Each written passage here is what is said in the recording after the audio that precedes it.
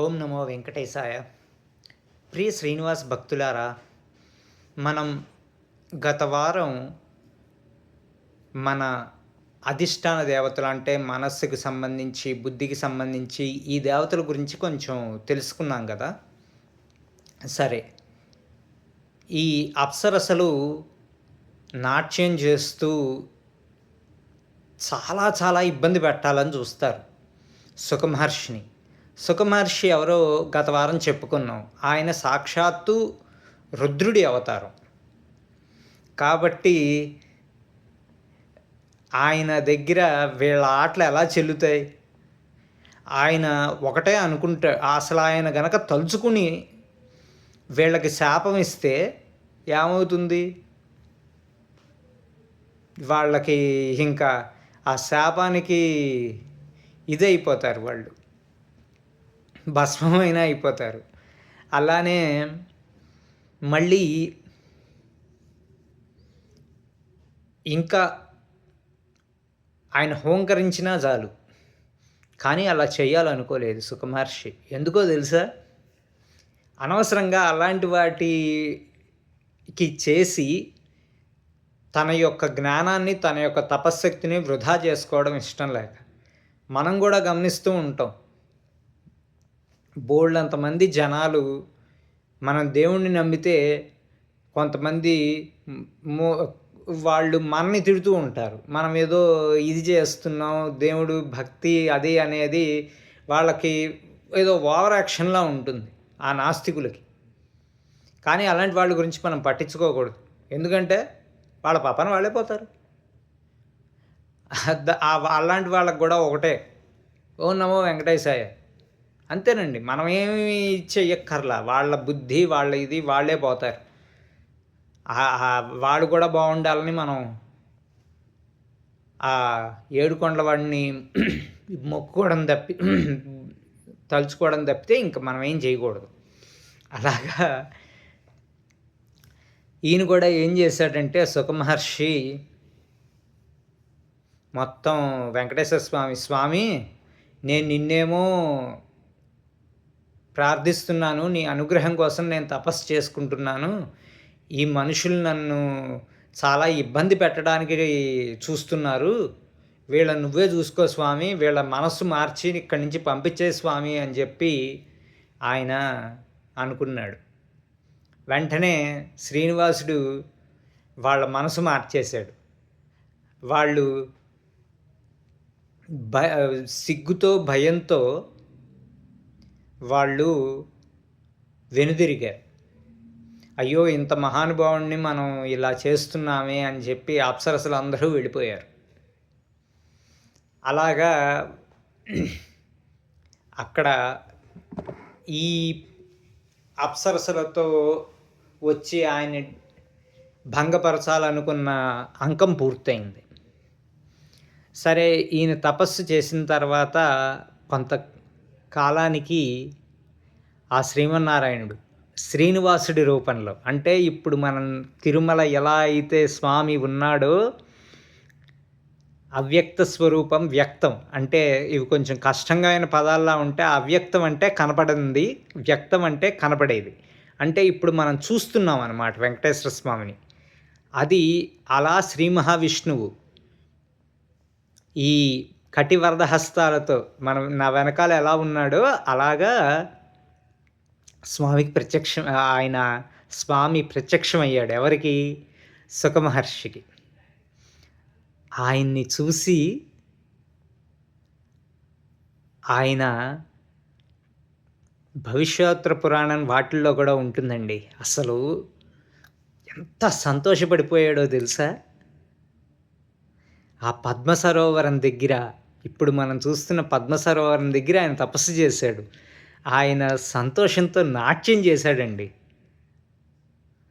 అంత ఆనందంతో కూడిన ఆనంద తాండవం చేశాడు.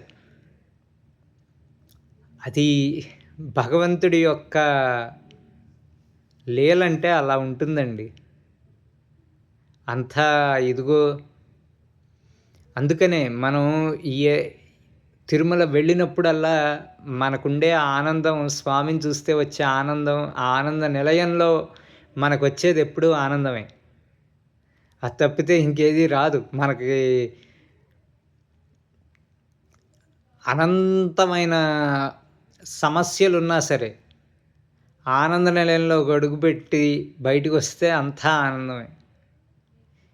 వస్తూనే ఉంటాయండి. కష్టాలు, కన్నీళ్ళు రాకుండా ఉంటాయా? మనం మనుషులం. ఖచ్చితంగా వస్తూనే ఉంటాయి. ఆవిడెవరు కుంతీదేవి కృష్ణ పరమాత్మను కోరుకుంటుంది. స్వామి నాకెప్పుడు కష్టాలే ఇవ్వు. సుఖాల్లో ఉంటే నేను నిన్ను గుర్తుపెట్టుకోను. కష్టం ఉంటేనే నిన్ను గుర్తుపెట్టుకుంటాను అని చెప్పి అంటుంది కుంతి. మొత్తం అంతా ఈ కురుక్షేత్ర యుద్ధం అంతా అయిపోయిన తర్వాత అలానే మనం ఆయన్ని నిత్యం స్మరిస్తూ ఉండాలంటే మనకేదో ఒకటి వెనకాల మొడుతూ ఉండాలి. కాబట్టి అలాగని చెప్పి మరీ కష్టాల్లోకి వెళ్ళిపోవాలా అంటే ఏమో ఆయనే చూసుకుంటాడు. ఆయన్ని నమ్ముకుంటే ఆయనే మనకి జీవితాన్ని ముందుకు తీసుకెళ్తూ ఉంటాడు. ఇప్పుడు ఈ సుఖ మహర్షికే కామపీడ అనేది లేదు. అలాంటిది పద్మావతి అమ్మవారిని చూసి శ్రీనివాసుడికి కామపీడ ఉంటుందా? అంటే ఆవిడ లేకపోతే నేను బతకలేను అని చెప్పి వాళ్ళ అమ్మతో చెప్తాడు. అంటే మహర్షులకే కామపీడ అనేది ఉండదు. అలాంటిది ఆయన ఎవరు? పరమాత్ముడు, దేవదేవుడు. ఆయనకి కామపీడ ఎందుకుంటుంది? ఇప్పుడు భాగవతంలో రాసక్రీడ ఉంటుంది. ఆయన పాట పాడితే గోపికలు అందరూ వస్తారు. ఎలా వస్తారో తెలుసా? పిల్లలకి పాలిస్తుంటే మధ్యలో ఆపేసి పరిగెత్తేసుకుని వెళ్ళిపోతారు కృష్ణుడి దగ్గరికి. అలానే భర్తలకి తిండి పెడుతుంటే వాళ్ళకి మధ్యలో ఆపేసి భోజనం పెడుతుంటే, క్షమించాలి తిండి అన్నందుకు, భోజనం పెడుతుంటే కృష్ణుడు పాట పాడాడని చెప్పి అందరూ వెళ్ళిపోతారు, భర్తలను కూడా వదిలేసి. అలానే ఆవుల్ని, దూడల్ని మేత కూడా వేయకుండా అసలు అన్నీ వదిలేసి వెళ్ళిపోతారు. అలాంటి వాళ్ళు వదిలేసి వెళ్తే కృష్ణుడు, ఏంటి మీ పనులు మీకు లేవా? ఏంటి ఇలా వచ్చారు? అసలు ఏంటి? ఇదిగో చూడండి మంచి వెన్నెల ఉంది, ఇదిగో ఈ గాలి కూడా మంద్రంగా వీస్తుంది, చూశారు కదా, ఇంకెళ్ళిపోండి, మీరు అసలే సుకుమారులు, మీరు ఇలా ఉండకూడదు, మీరు వెళ్ళిపోండి అని చెప్పి అంటాడు. కానీ అక్కడ మనకి మానుష కోణంలో చూస్తే, అంటే మనం మామూలు మనుషుల్లా చూస్తే, అదే ఒక పరమాత్మ దృష్టితో మనం గనక కృష్ణుణ్ణి ఆలోచిస్తే వాళ్ళందరూ ఆయనకి ఎవరు? పూర్వజన్మలో అంటే త్రేతాయుగంలో రాముడు చూసి మోహించిన ఋషులు. రాముణ్ణి పుంసామోహన రూపాయ సార్వభౌమాయ మంగళం అని చెప్పి రాముడు మంగళాశాసనాల్లో వస్తుంది. అలానే పురుషుల్నే మోహింపజేసిన రూపం అయింది. దానికోసమే వాళ్ళు స్త్రీల్లా పుట్టి ఆయనతో నాట్య విలాసాలు చేశారు. ఆయనకేమీ ఎటువంటి కామబాధ లేదండి. కృష్ణ పరమాత్మకి ఎటువంటి కామబాధ లేదు. అది భాగవతంలో చాలా స్పష్టంగా చెప్తారు కూడా. ఇప్పుడు కుప్ప విశ్వనాథ శర్మ గారి భాగవతంలో రాసక్రీడ గురించే చెప్తున్నారు. నేను చాలా చిన్నవాడిని. ఏదో ఆయన చెప్పే అనంత సాగరంలో ఒక చిన్న నీటి బొట్టు కూడా కాదు నేను. అసలు తత్వం ప్రకారంగా చూసుకుంటే అసలు అలాంటివే ఉండవండి. భగవంతుడికి కామబాధ ఎందుకుంటుంది చెప్పండి? సరే, ఇప్పుడు ఆయన మానుష రూపంలో ఉన్నాడు కాబట్టి మనుషుల్లాగా చేస్తున్నాడు. ఎందుకంటే మనిషికి ఉండాల్సింది సిగ్గు, లజ్జ. అది ఒక రాజుకైనా ఉండాలి. ఎందుకంటే రాజు తప్పు చేశాడంటే జనాలెవడు పట్టించుకోడు. రాజే తప్పు చేస్తుండగా లేనిది మనం తప్పు చేస్తే అందుకని ఇప్పుడు మన రాజకీయ నాయకులు చూడండి, ప్రజలకేం చేయరు. మొత్తం అంతా వాళ్ళ సంపదను పెంచుకోవడానికి చూస్తారు. అందుకనే గౌరవం ఉంటుందా చెప్పండి? ఉండదు కదా! అంతే. అలానే అన్నమాట. కాబట్టి రాజు అంటే ఏదో పురాణ కాలంలోనూ, పూర్వకాలంలో అంటే బ్రిటిష్ వాళ్ళ ముందు వచ్చే రాజులు, ఆ రాజులు కాదండి నేను చెప్పేది. ఇప్పుడున్న మన మంత్రులైనా సరే రాజుల కిందే లెక్క మనకి. వాళ్ళు సరిగ్గా ఉంటేనే జనాలు సరిగ్గా ఉంటారు. వాళ్ళే తప్పుగా ఉంటే ఇంకంతే. ఓ చెడ్డ ఉదాహరణ అయిపోతారు. ఆ రకంగా ఈ సిగ్గు, లజ్జ అనేది మనం ఉంచుకోవాలి. అది చెప్పడానికే ఆయన మానుష రూపంలో ఉన్నప్పుడు మనిషిలాగా నటించాడు. అంతేగాని ఆయన ఏదో కామబాధ ఉంది ఆయనకి, కాబట్టి పద్మావతి దేవిని చూడంగానే లవ్ చేసేసాడు, లవ్ చేసి ఆయన తప్పితే ఇంకెవరిని పెళ్లి చేసుకోడు అలా అనుకోకూడదండి మనం. అది మనుషులు ఎలా చేస్తారో అలా చూపించాడు అంతే ఆయన. ఇప్పుడు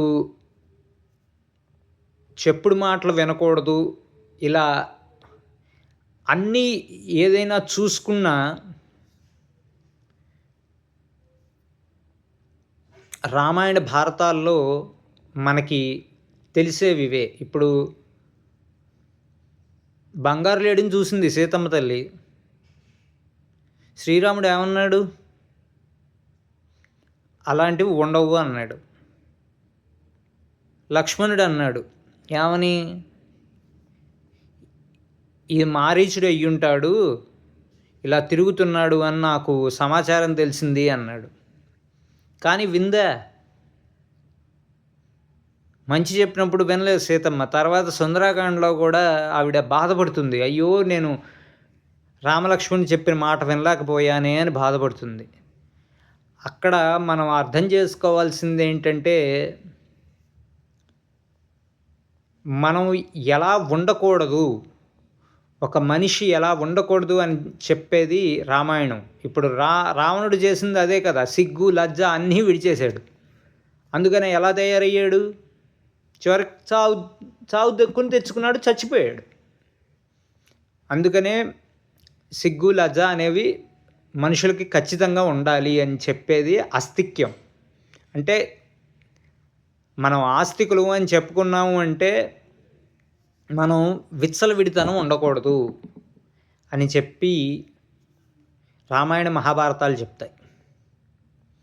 సరే, ఇంకా సుఖమహర్షి దగ్గరికి వచ్చేటప్పటికి ఏంటంటే, ఈయన ఈ తపశ్శక్తి అంతా ఆయన రంగరించి 2 విగ్రహాలు తయారు చేశారు, కృష్ణ బలరాముల విగ్రహాలు. ఈ కృష్ణ బలరాముల విగ్రహాలు ఎక్కడుంటాయంటే ఆయన ప్రతిష్ఠించాడు. తిరుచానూరులో మనకి ఆలయ ముఖద్వారం ఎదురుకుండా ఉంటుంది. అంటే మనం లోపలికి వెళ్ళంగానే ఫస్ట్ చూసేవి అవే. అమ్మవారిది గుడి మాత్రం కొంచెం ఉత్తరంగా ఉంటుంది పక్కగా. ఈ విగ్రహాలు చాలా ప్రశస్తి ఉందండి. ఏమిటంటే మొట్టమొదటి విషయం, ఈ విగ్రహాలకి వకుళమాత ఈ శ్రీనివాసుడి కళ్యాణం కోసం వెళ్ళినప్పుడు అక్కడ సుఖమహర్షి పెట్టాడు, ప్రతిష్ఠించాడు విగ్రహాలు, కృష్ణ బలరాముల విగ్రహాలు. ఆ విగ్రహాలకు వెళ్ళి దర్శనం చేసుకుని వెళ్ళమని చెప్తాడు సాక్షాత్ శ్రీనివాసుడు. దాన్ని బట్టి మనం అర్థం చేసుకోవచ్చు అది ఎంత గొప్ప విగ్రహాలు అనేవి. అయితే ఇక్కడ ఇంకోటి కూడా ఉందండి. శ్రీనివాసుడు పెళ్ళికి వెళ్ళే ముందు ఆ విగ్రహాలకి దండం పెట్టుకుని ఎళ్తాడు.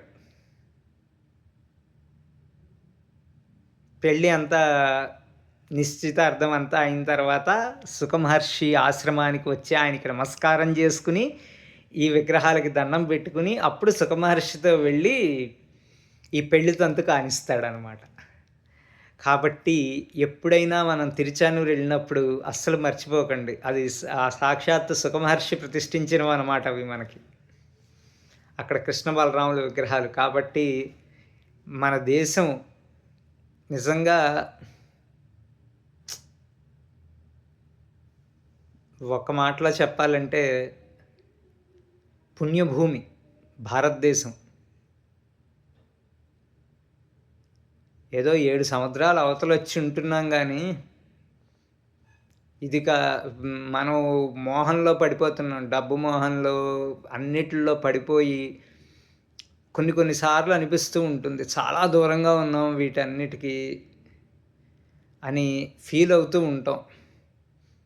ఏమో చివరి రోజుల్లో అయినా చక్కగా వాళ్ళని చూసుకుంటూ, ఆ ఆలయాలను చూసుకుంటూ ఉండే సంతోషం ఇంకా ఎప్పటికీ రాదు. సరే, అది వేరే గొడవ అనుకోండి. అయితే దీన్ని బట్టి మనం ఆలోచించాల్సింది ఏంటంటే, ఎప్పుడూ మనం ఎంత ఇంద్రియ నిగ్రహం ఉంటే ఆ భగవంతుడు మనకంత దగ్గరగా ఉంటాడు. కామ, క్రోధ, లోభ, మోహ, మదమాశ్చర్యాలు ఈ అరిషడ్ వర్గాల్ని మనం గనక శాంతింప చేసుకోగలిగితే ఆయన ఇదిగో వచ్చేస్తాడు హృదయంలోకి. మళ్ళీ ఈ సుఖమహర్షి ఇంకొక పని కూడా చేశాడండి. 108 మంది బ్రాహ్మణులని ఎంచుకుని వాళ్ళకి ఒక కాలనీ, ఇప్పుడున్న మాటలో అయితే కాలనీ సుఖబ్రహ్మ అగ్రహారం అని కట్టించాడు. అలా ఆ 108 మంది వంశస్థులు అప్పట్లో పూజ చేసేవాళ్ళు ఈ కృష్ణ బలరాములకి. తర్వాత ఇంకా వైఖానస మహర్షి, ఆ వైఖానస మహర్షి తర్వాత అలా వచ్చారనుకోండి ఆ పరంపర ఈ తిరుమల ఆలయం మీద. ఇక్కడ ఇంచుమించుగా వాళ్ళ సంతతి వాళ్ళే ఉంటారు అని ప్రతీతి. సుఖమహర్షి ఆశ్రమం దగ్గరలో అంటే సుఖపురి, ఇప్పుడు మనం ఉన్న తిరుచానూరు, పద్మావతీపురం. కాబట్టి ఇలా 108 మందితో ఒక అగ్రహారం చేయించి అక్కడ ఆ స్వామి కృష్ణ పరమాత్ముడికి, బలరాముడికి సేవ చేసుకునే అవకాశం కల్పించాడు ఆయన. ఇంకా మనం తర్వాత కథలోకి వస్తే 2 వారాల ముందు కదా శ్రీనివాసుడు పద్మావతి అమ్మవారిని చూస్తాడు కదా. పద్మావతి అమ్మవారు ఎలా అంటే శాస్త్రంలో చెప్పిన 32 లక్షణాలు ఉంటాయట స్త్రీ ఎలా ఉండాలి అని. మొహం నుంచి పాదాల దాకా ఎలా ఉంటే అందంగా ఉంటుంది, అంత అందమైన స్త్రీ పద్మావతి అమ్మవారు. ఆవిడలో లక్ష్మీ ఆవేశం ఉంది. ఒక విషయం ఏంటంటే, ఈ కృష్ణ పరమాత్మ కానీ లేకపోతే మహావిష్ణువు కానీ ఏకపత్ని వ్రతులే. అది ఎలా అంటారండి అని అనకండి, ఒకటే. భూదేవి అయినా లక్ష్మీ అమ్మవారి యొక్క స్వరూపమే. కృష్ణ పరమాత్మ 16,000 మంది గోపికలు, అష్టమహిషులు కూడా లక్ష్మీ అమ్మవారి యొక్క స్వరూపమే. 16,000 మంది పత్నులు, గోపికలు కాదండి. గోపికలు 16,000 మంది కాదు, అది ప్లస్ ఆర్ మైనస్ ఇంకా తక్కువనే ఉంటారో ఎక్కువ ఉంటారు. కానీ గోపికలు 16,000 మంది కాదు. ఈ 16,000 మందిని నరకాసురుడు తీసుకొచ్చి వాళ్ళని ఇచ్చేశాడు.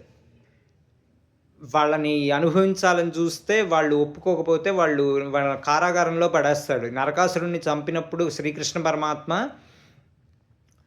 విష్ణు పురాణంలో ఉంటుంది కథ ఇది. అప్పుడు ఆ 16,000 మందిని పెళ్లి చేసుకుంటాడు. నరకాసురుడు చచ్చిపోయిన తర్వాత వాళ్ళు అంటారు, నాయనా కృష్ణ, వాడు ఎక్కడెక్కడి నుంచో మమ్మల్ని అందరినీ వేసుకొచ్చాడు. ఇప్పుడు మా వాళ్ళ దగ్గరికి కూడా మేము వెళ్ళలేము. ఇన్నాళ్ళు ఉన్నారు. నువ్వు తప్పితే మాకెవ్వరు లేరు. నువ్వే మమ్మల్ని పెళ్లి చేసుకో అంటే పెళ్లి చేసుకున్నాడు ఆయన. 16,000 మందికి 16,000 గృహాలు కట్టించాడు. ఎక్కడ? ద్వారకలో. కాబట్టి ఆయన అంతమంది ఉన్నా అంతా లక్ష్మీ స్వరూపమే. కాబట్టి ఆయన ఎలా చూసుకున్నా ఏకపత్ని వ్రతుడే. మనకి రామాయణంలో రాముడు ఏకపత్ని వ్రతుడు అన్న దీంట్లో ఏంటంటే ఒక్క సీతమ్మే వచ్చింది. కానీ ఇక్కడ అందరూ కలిపి లక్ష్మీ స్వరూపమే.